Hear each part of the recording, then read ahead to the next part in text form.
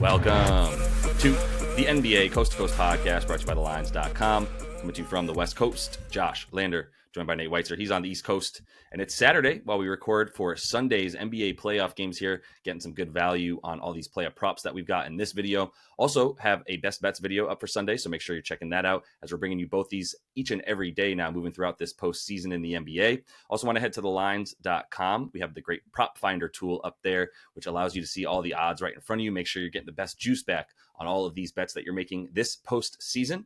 Nate, let's go ahead and run into your first NBA player prop for Sunday, my boy, Isaiah Hartenstein.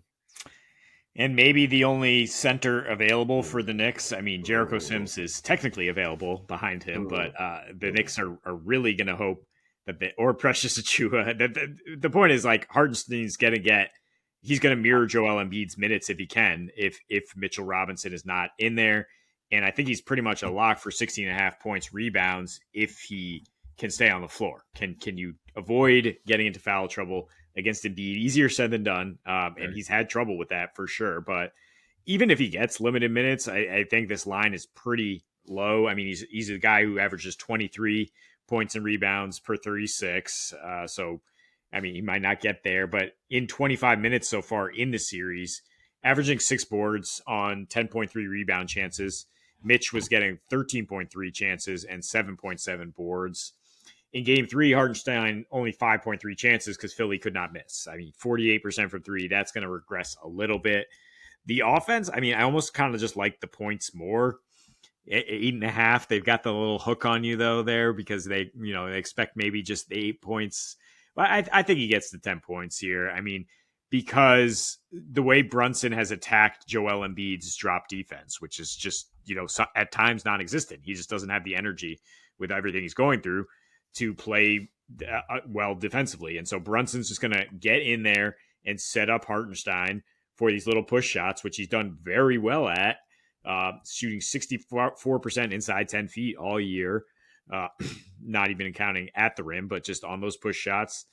He scored 17 on 8 for 9 field goal shooting in 35 minutes the last time he played Embiid in the regular season, January 5th, obviously with no Mitch Rob. So that could be the scenario where he gets that amount of run. Again, the foul trouble is the biggest concern here, but otherwise, like I think he's pretty good for this one.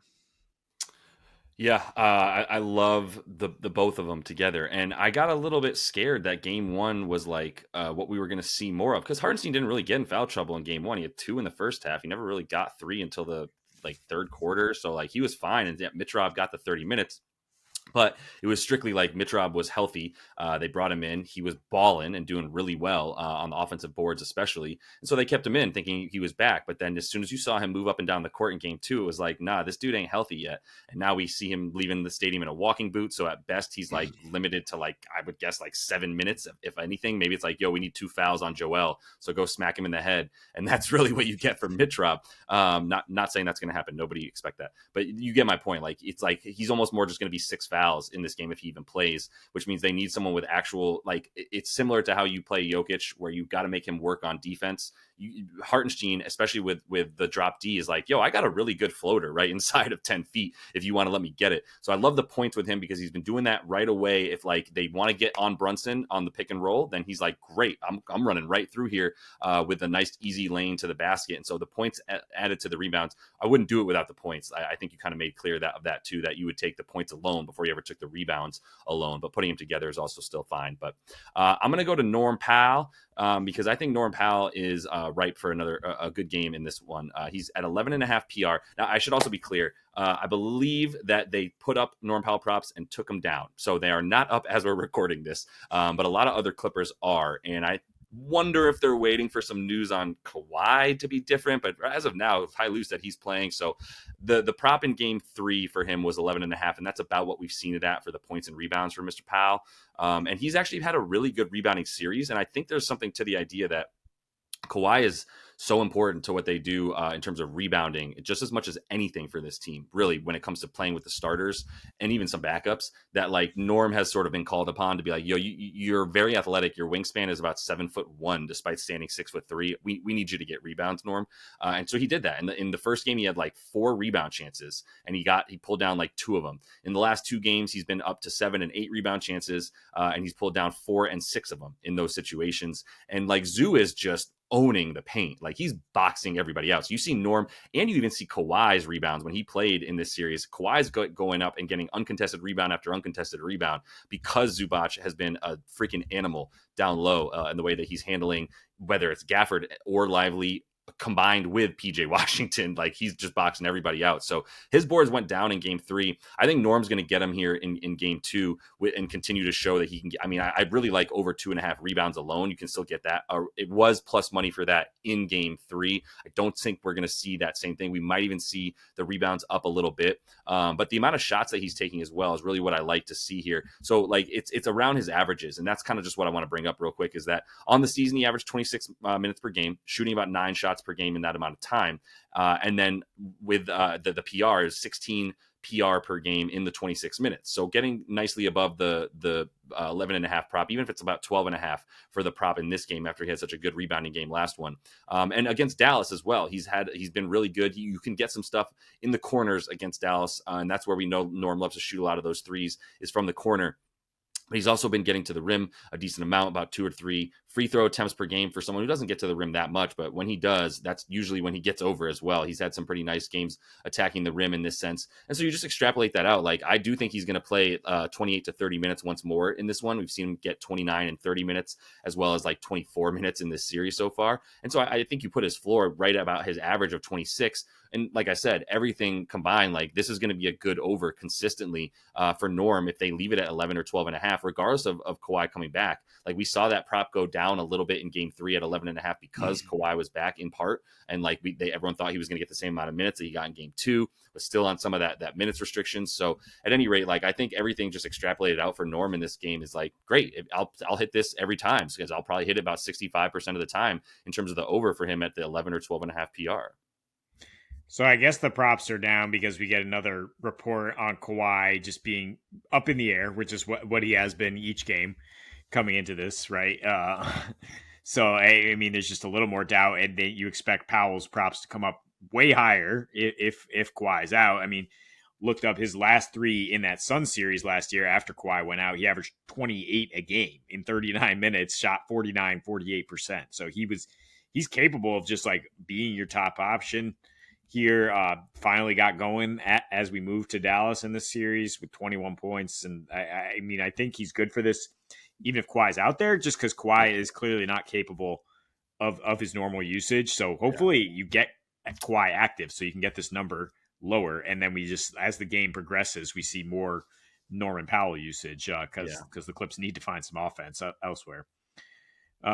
So on the other side of this Knicks Sixers game, going with Kelly Oubre, who at over 15.5 points and rebounds. Once again, I am going to take the rebounds. Once again, inferring because Joel Embiid can't rebound right now. Apparently, he just can't give a full effort defensively and rebounding. He's deferring at least 3 per game in the series, so he only has a 40% rebound chance on his 22 chances. He's averaging 8.7. Last game, Kelly Oubre grabbed 7 boards on 10 chances, so that's tied right there with Tobias. Same average range as Joel Embiid, which is interesting. 6.2 feet is where he was grabbing those boards. So, I mean, if that's to say, like, if they're in the same area and Joel can save a little bit of energy and be like, go get that, Kelly, he's more than happy. So that's why we're including the boards. Low Norris, we're not including the assists with Kelly Oubre, although he has, like, filled into a role very well with the Sixers team. Like, honestly, has he been their second most consistent player with Embiid out? Like, I mean, he's definitely been better than Tobias Harris since the All-Star break.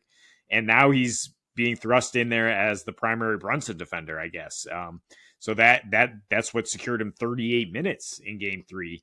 And in this series, I mean, in the regular season against the Knicks, averaged 16.5, despite, not that great shooting, 36% catch and shoot, 27% pull-ups. in this series, he's 50% on catch and shoot, and Tobias is 30%, and he's 33 on pull ups, and Tobias is 12%. And I don't mean to keep killing the guy, but Get it. like he just doesn't, who has more confidence? A guy who goes by Toby or the guy who's willing to embrace the nickname of Tsunami Papi and pose in front of Lamborghinis with really weird hairstyle and, and stuff like, yeah, Kelly Oubre is willing to let it fly in under the big bright lights here. And we've talked about the Embiid gravitas, which just gets people open shots, and his splits go way up with him. His shooting splits do. He's averaging 18 points and rebounds in just 27 minutes on the season with Embiid, and now apparently he's looking at about 38 if he's out there guarding Brunson. He's gonna have to get a new Lamborghini, by the way. He crashed it after their loss in game 2. After running a stoplight. It's dude is a head case, but you're right. If you want to talk about irrational confidence, Kelly's got it in spades. So that's helped a lot of guys make a career. Like take Dion Waiters, for example, the most irrational confidence guy. And you got to pick on Tobias to talk about Kelly O. I mean, they do very similar things. And the thing about Kelly is like he just does it better. Like he's the best dude at driving to the rim besides Maxey on this team at this point, and he does it the most outside of Maxey. And then you've got, Tobias Harris, who like, look, it's just, I'm going under. Like, look, okay, here's 2 picks. All right. I'm going twice because literally you just broke news to me while we're recording that Kawhi may not play. No, I know, but I'm just saying, like, it's good news to break. Like, Kawhi may not play. And even if he does, there is a likelihood now that you have to consider like a realistic possibility that he can't go for more than the 24 he just went in. Now, my first pick here is Kawhi over 5.5 boards. And if you take this and Kawhi gets hurt in the first 3 minutes, there you go. Like, okay, I get that's always a possibility. And it's an increased likelihood for him over anybody else on the floor at this point with knee inflammation. But at the same time, like if he's on the floor, he's got a prop up for 5.5 rebounds. I'm going to take it with Kawhi Leonard. Like Kawhi Leonard is, like I said, very important to this rebounding, second most important rebounder to this team behind Zubac. And so he's gone over this number so consistently that I'm just going to take it. Even if he plays 24 minutes, he just had 9 boards in 24 minutes. And he had 11 rebound chances in those 24 minutes. And that's what I care about too, is like when he gets that amount of time, he's always going to have the second most rebound chances on this team as the clear cut power forward and second best rebounder. So if he's going to play, then we're talking about him doing this very consistently over in 4 straight versus Dallas in the regular season. The only under he went against them on the rebounds was when he had 5, and they had a historic shooting night. They blew out this team 144-126 early in the season in November for Dallas. They shot 62% effective field goal percentage, which would be easily the best in the league. Like the number 1 effective field goal percentage on the season was 57 from the Pacers, tied with one other team as well who shot really well. So that's not something that was ever sustainable. So since that, he went over 4 times against his team, averaging 11 rebound chances in the other 2 meetings during the regular season, averaging 9 in the 2 games of this series, playing fewer minutes in this series than he ever does. So you give him the 5, 6, even 10 extra minutes that he would normally get in this series, and he's going to be looking at 9 rebound chances in 24 minutes. You add another 10 minutes to that, right? Obviously that doubles essentially to like 6. Let's give him 16 rebound chances in that light. So I think that's something that continues the way that Zubac has dominated down low. This team, the Mavs, have had to really focus on him even more, and that left Kawhi open for some more boards when he came back. But yeah, now obviously it's a little bit scary. So let me at least just also throw out a bet that I had already that I was ready to go to. I just like it slightly less than Kawhi boards. If Kawhi's even getting 25 minutes, I like this bet a little bit less, but I'm still going to give it out, which is Tobias Harris under 14.5 points and assists. And I really let you set me up for that by talking about how good Kelly O is and how bad Toby has been. And Toby's been particularly bad in this matchup. Like the interesting thing is like, you really have to like separate Tobias Harris's numbers, because in certain he's kind of a bully to bad teams and really doesn't bring it against good teams. It's just kind of that simple for Harris. And if you are a team like the Knicks who covers the corners as well as they do, that's not like an outlet for teams against them. They have so many fast perimeter defenders for this Knicks team at this point. Like when they have DDV, Josh Hart, and OG on the floor at the same time, which is all those dudes are pretty much matched up in with the minutes that you see from Tobias, especially if you're Josh Hart and you just play 48 minutes, you're matched up with everybody's minutes. But even DDV, Dante DiVincenzo, and OG have both been out there for at least 36 minutes in this series. And that's, I mean, when those dudes are out there, their 3-man lineup allows a 30% 3-point percentage, right? When they've been out there since OG arrived on the team, if you look at their 3-man lineups. So like that's a huge reason for why like spot up stuff isn't there for them. And you brought that up. Like Kelly's been a better spot up shooter, but he's also better at driving to the rim. It's something he does very well and something he has done for this season, for this team consistently. But Toby, no, 5 potential assists per game in this series, 9 field goal attempts per game in this series. And you see his points prop all the way down to 11.5. I like adding the assist. I kind of thought about the over, but they finally brought it up to 7.5. If this was like 5 to 6.5 rebounds for Tobias Harris, which it's been at, I'd happily go over, because like you said, like Joel's not trying to be a rebound hog. Like, so there are times during the regular season you see Joel being like, well, I'm already standing here, I'm going to get this, and this is mine now. I'm going to make sure I pull down this rebound, get my stats for my MVP case and all that kind of stuff. And now he's like, I can't do that, and I don't care to, and I need to score so much, and I need to play defense down low so consistently that like I don't care who gets the rebound if it's on our team, right? And so I think that's a big reason for why like I would never add the rebounds to going under for Tobias, but he's not a playmaker, and he's not passing on his drives. He's only passing on 20% of his drives, and he's only driving like 5 times a game right now against this team in this series. So like he's not getting anything going to the basket. You just got to rely on him to hit a ton of threes. And in fact, he had a really good shooting game in the last game and still couldn't get over this total with the assists added to it. So I'm going to keep going under for Toby Harris. Yeah, I like it. I mean, obviously, what I mentioned with Kelly getting better spots than him and adding the assist definitely makes sense. He's not a playmaker, and there are so many other playmakers right now for the Sixers. With Kawhi, yeah, I mean, it's too scary. We did this in Game 1 when we thought, is he going to play, and we threw out another prop just in case he didn't.